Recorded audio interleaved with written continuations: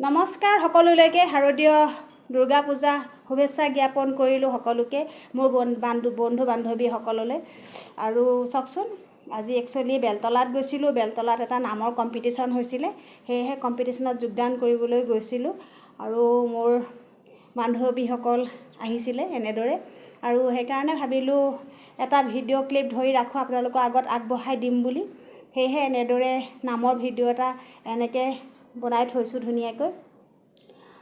আৰু বহুত ভাল লাগিলে একচুৱেলি নাম গাই বা হেৰি কৰি, আৰু লগতে যিহেতুকে দুৰ্গা পূজা কাইলৈৰ পৰা আৰম্ভ হয়, সেয়েহে চাওকচোন ইমান ধুনীয়াকৈ মূৰ্তিভাগ আনি থৈছে।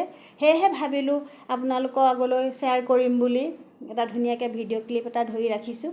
সেয়েহে আৰু সঁচাকৈ বেলতলা বুলি ক'লে আৰু মানুহ হাবাথুৰি খাই যায় পূজা চাবলৈ, শিলদৌল ভাঙি যায় জানেই। আৰু বেলতলা পূজা বুলি ক'লে ক'বই নালাগে।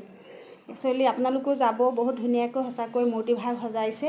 আৰু একচুৱেলি এনেদৰে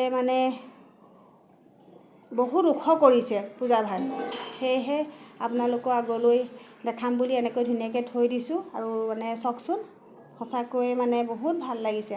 আৰু দেৱতাৰ ভিতৰত আটাইতকৈ কোন বেছি ধুনীয়া জানেনে আপোনালোকে? আৰু জানে যদি মোক কমেণ্ট কৰি জনাব, কিন্তু মই জনাত কাৰ্তিকেয় বেছি ধুনীয়া।